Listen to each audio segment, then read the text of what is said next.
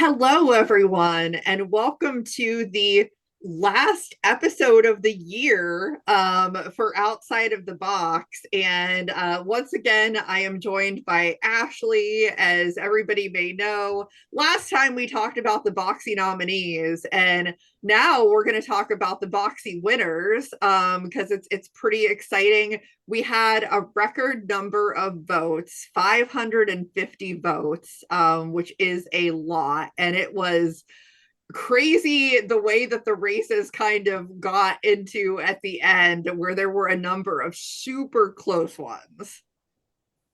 Yeah, definitely. It was crazy to just watch the votes go from being one way to almost tied to the other way and then back again. And then some of them only being determined by two to three votes was just nuts. Yeah, exactly. I don't think we could have planned it that way if we tried. No. So it's pretty crazy. But we'll go through the categories and talk about who won and how those races went. And the first one was the best overall team, which went to Team Honeycracked once again. I don't think anyone's surprised, though I will say the Pandemonium team put up quite a fight. That was one of the closest races, and it was only decided by a couple of votes. And I mean, both teams are amazing. I think it really goes to show because I'm pretty sure last year the Honeycrack kind of ran away with it. That Pandemonium has done such an amazing job building up their team, but so is Honeycracked, and I think that kind of shows there at the end how it worked out. Yeah, absolutely. I mean, I'm definitely one of the lucky ones who gets to be in the middle of both teams at most events. Like, we all sit together between Defective, Honeycracked, and Pandemonium, and just to see all of the work that goes on across all of the tables and everything that all of the effort that all of them have put in this year. Zoe leads a amazing group of people, and to see them recognized again this year as the best overall team is just so happy for my heart, and it's so well deserved. Yes, they definitely deserve it. Amazing job. The next category that we had was favorite podcast guest. And while I will say that the eventual winners, Rachel and Remy, they won by a decent margin, but Gwen and Rob really caught up. They were winning by a lot more than the way that it ended up. But I mean, it's really no surprise. I mean, number one, MRCA really got out the vote for this one. And not only that, but Rachel and Remy are just two people that are super beloved in the community. And I think that goes to show with them winning that category, and just, amazing to see that. Yeah, absolutely. Big shout out to Emily who pushed this so hard on the MRCA Instagram and social media. She made sure that her people were being recognized, and it definitely leads that way with this vote. Gwen and Rob always will have my heart because just the two of them and their dynamic is fantastic. But Rachel and Remy are just two amazing people who have done a lot this year, including building their own cages, having their own events, and being able to just be on the podcast and talk about that stuff is very important in growing the sport. And they are just so well liked and well respected in the entire community. So it's nice to see that people love to hear what they have to say as well. Yes, exactly. So the next award was the Mentor Award, and that kind of went all over the place for a while. That was very back and forth, and I am pleased to say that Liam King came out on top in that category by a pretty decent margin in the end. So great job to Liam. He's really stepped it up. And I mean, I think it shows just the number of bots that he qualified and just how involved he is with the team. I think it's a great thing to see. Yeah, absolutely. And Bunny and Corey, who both also got a lot of votes, are definitely well respected in the community. But I am just so happy for Liam. I'm loving seeing Liam's growth as a person and as a robot builder as he's now off to college and at UMD and getting involved. and just really giving that whole like life back into that program. And it's just so awesome. And like Liam is only just getting started, so I can't wait to see what's next. Yes, exactly. Love to see that from the younger folks in our robot community for sure. The next category, another just like insanely close one, was the representation category. And it was very close to a three-way split, and the eventual like winner was only decided by a difference of 3 votes. And that award went to Kokoto Mane, who was just, a beacon of light in the community, just narrowly beating out Alex Price, and Jay Lee was very close behind both of them as well. So just amazing folks to see in that category, and congrats to Kokoto because he's just an amazing person. Yeah, absolutely. Kokoto has been one of my favorite people in the sport ever since I got to fight him, like way back in the beginning with Serial Killer. He is just so happy to be wherever he is. And like he has shown up to so many events this year, whether it's NHRL, whether it's like G Scroll, whether it's Mass D. Like I have seen him everywhere, and I absolutely love that. And I was lucky enough to be able to tell Kokoto in person that he won and at the World Championships, and he was just so elated. And some of the guys were like around him when I told him, and they were all so stoked for him. And so it's just so awesome to see that people like that are so well liked and so well like respected and voted for. It's just a happy feeling. Exactly. And Kokoto winning a Sparky as well at the final. So like, exciting stuff for him. The next category was the community award. And man, there is obviously a reason why Seth Schaefer is a two-time winner in this category, because it was a landslide for him. I mean, it just goes to show like what Seth does, and like the content that he creates, and like the effort to kind of get robots in the hands of people. It's just amazing work, and like big time congrats to Seth for getting that twice.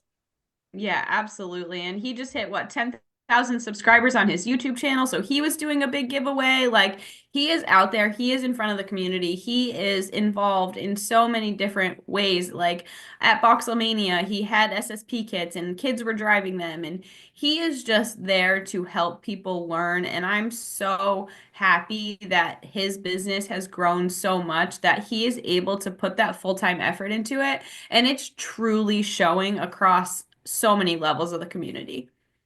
Yes, yes, absolutely.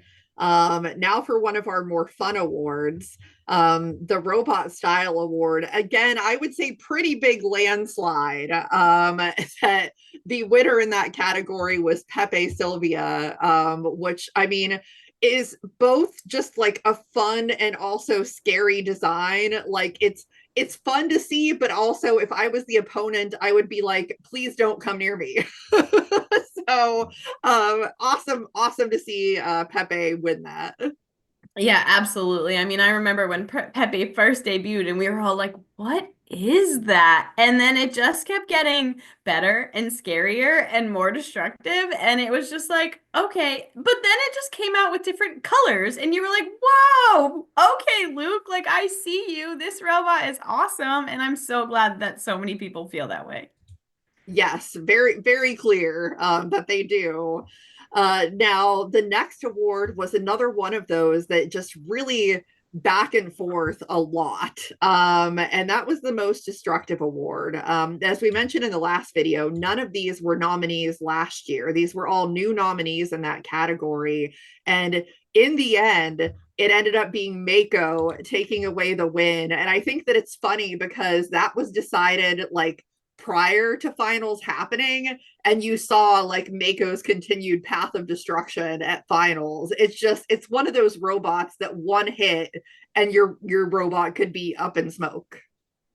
Yeah, absolutely. And like the precision that Julian drives Mako with and just waits for his shot and he's so patient. Like those are calculated saw hammer downs like every single time. And I just absolutely have so much respect for Julian, and I love everything that he's done since he started in this sport. And like again, he won a Sparky at World Championships with his sister, and like that I cried. Of course I did because I'm me, right? So whatever, but just so happy to see Mako being recognized for all of the hard work that Julian has put into it.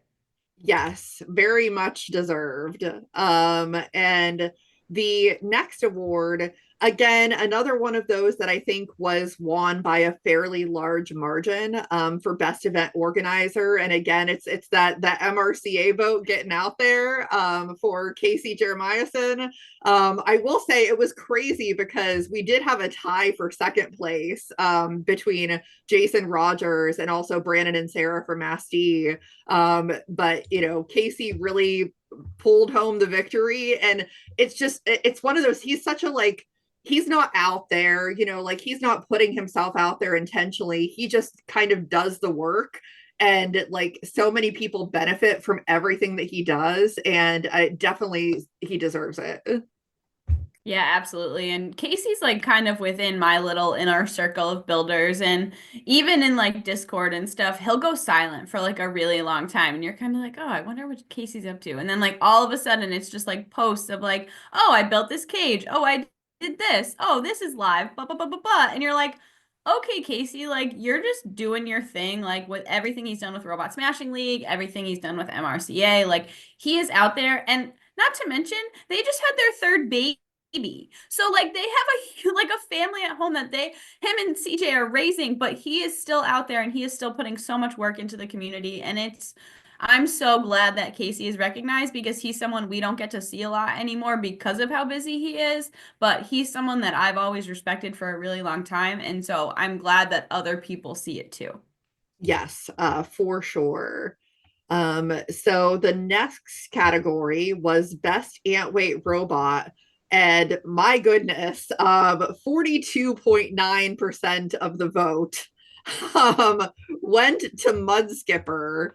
It is very clear that people have some feelings about that robot, and for good reason. I mean, it's so good, and I think it kind of went out with a bang this year, and like it's an amazing bot, and I'm glad to see it getting recognized in that way. Yeah, absolutely. I mean, when you can take like 1 pound and make it super destructive and like absolutely just annihilate people, like there's something to be said about that.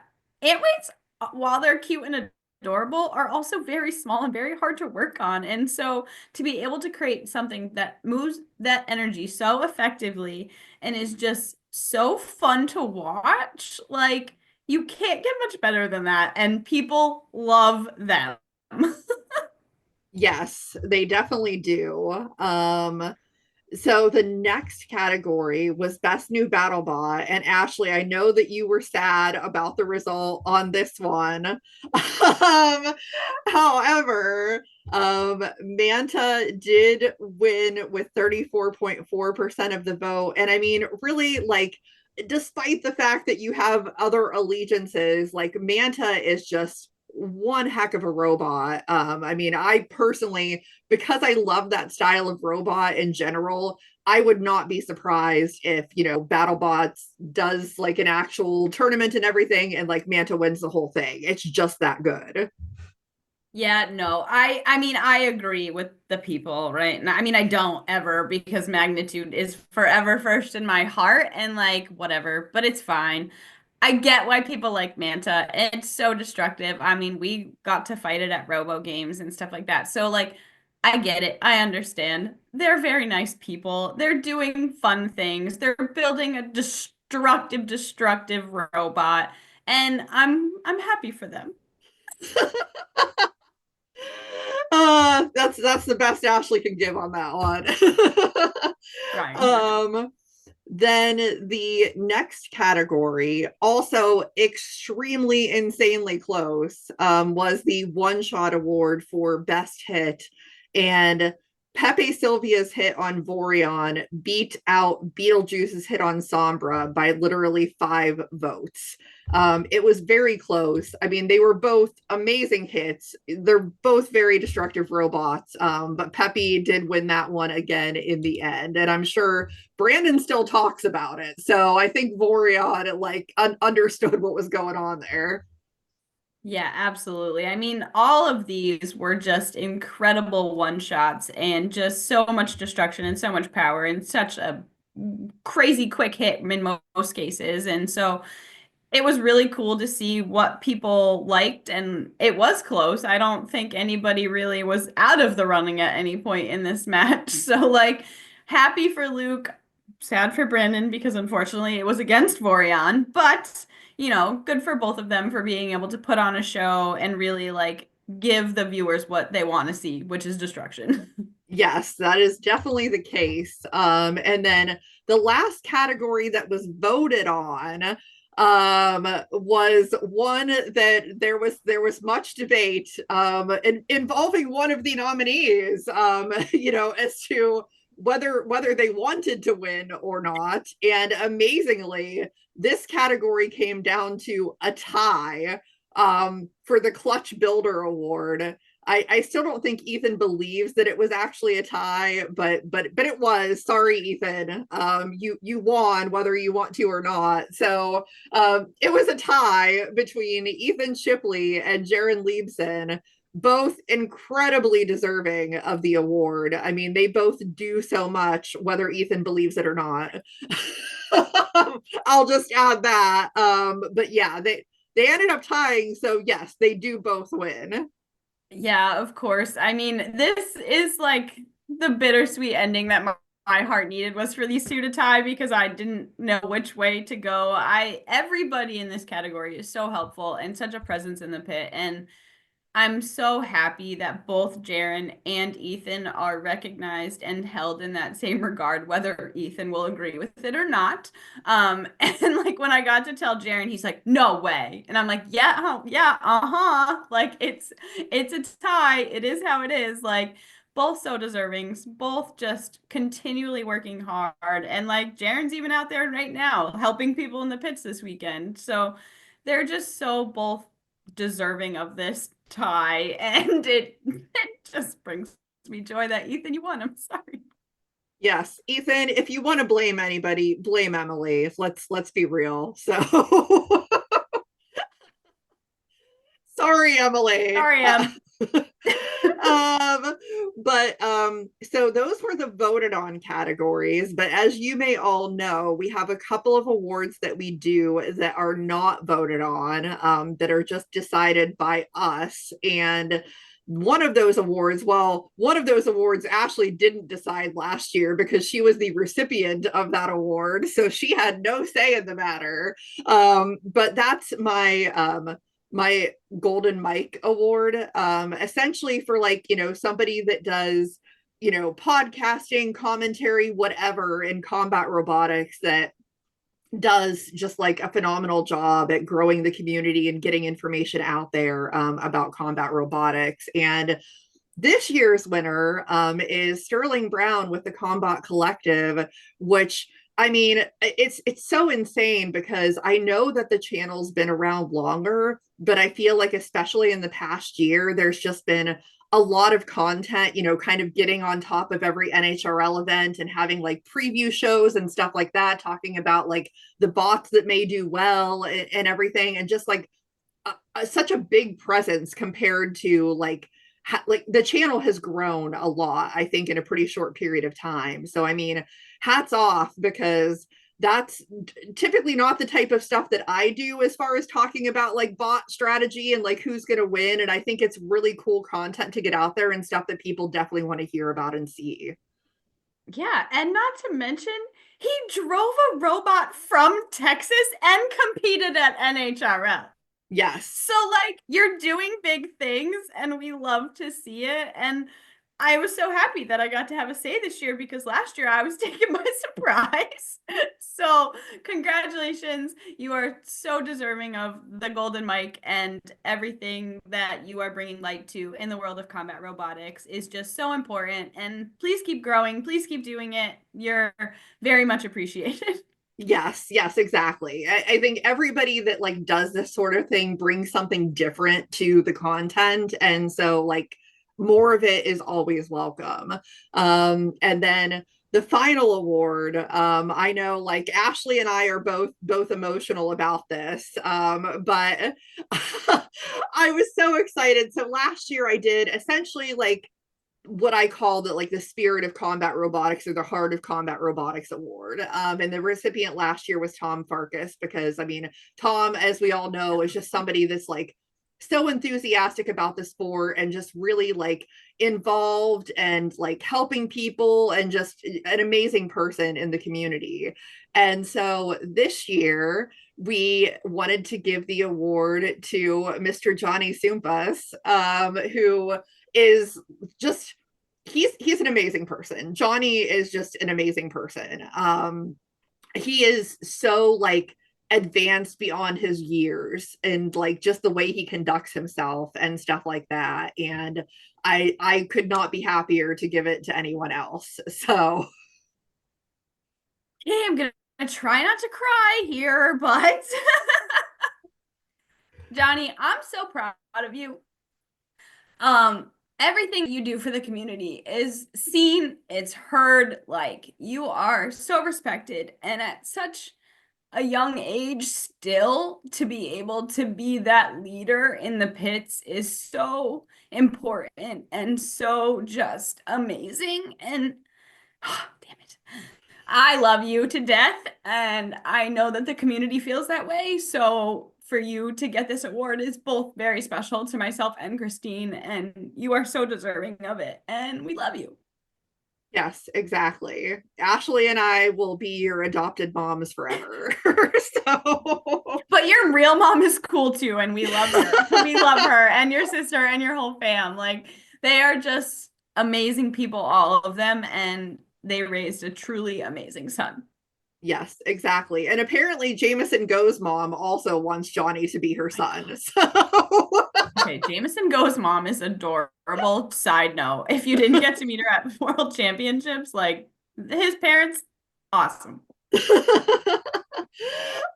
yes. Well, first of all, congrats to all of the winners. And you know, as we assured everyone last year, there will be real awards. I hopefully they will get to everybody sooner than they did last time. But there will be real awards, so you will have an actual like thing to commemorate this amazing you know, recognition from your peers. So with that said, we're going to kind of do just a real quick wrap up of like the year and the season, which I mean, I think that 2024 was phenomenal. I think that we saw the growth of the sport in so many places. I mean, you know, I think Ashley, you and I focus heavily on NHRL because that's has so much visibility. But I mean, at the same time, like there's been some amazing like MRCA events as we speak. There's a G Scroll event going on right now. Like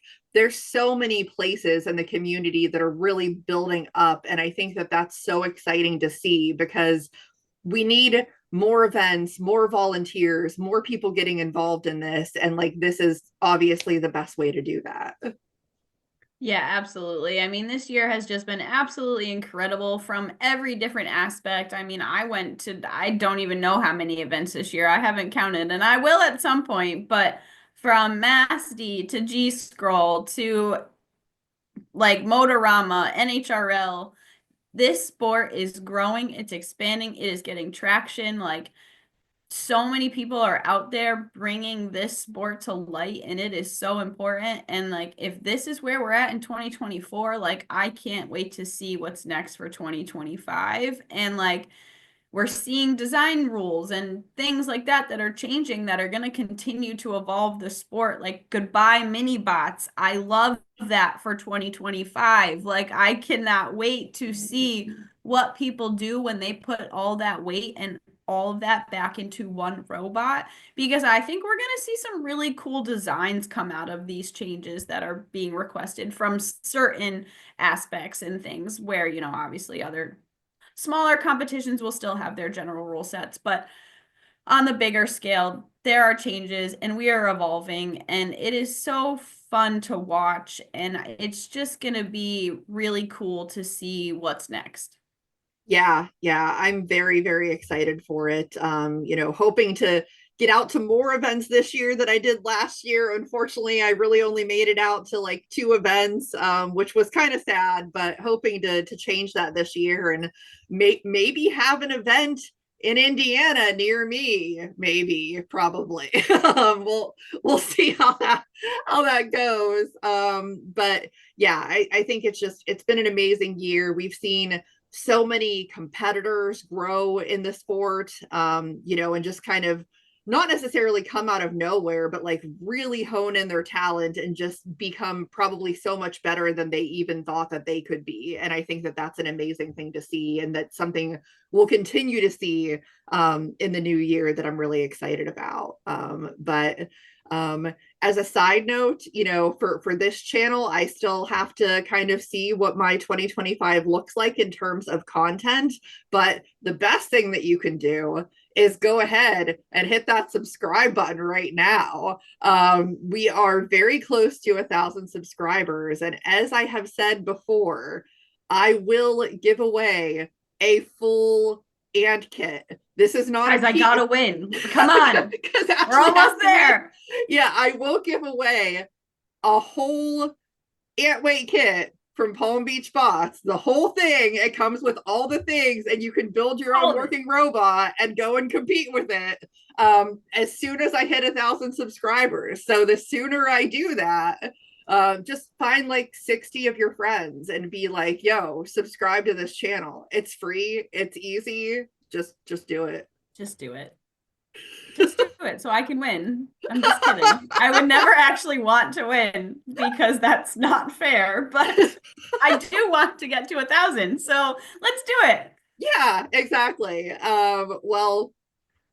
If you are watching this, thank you for watching. Thank you for being part of Outside of the Box and helping to grow this channel. I mean, even though I say I want to get to 1,000, there's still some times where I can't believe that over 900 people want to listen to me talk about robots. That's insane to me. So if you are a frequent viewer and you are a subscriber, thank you. It's much appreciated. And even though Ashley's only on occasionally, I'm sure Ashley appreciates it too, because she is very much a part of this, and like we all enjoy the love.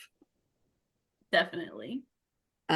So do that, subscribe right now if you haven't. And thank you all for an amazing year. 2024 was awesome. Can't wait to see what happens in 2025. Keep watching, and we'll see everybody in the new year. So have a happy holiday. Happy holidays.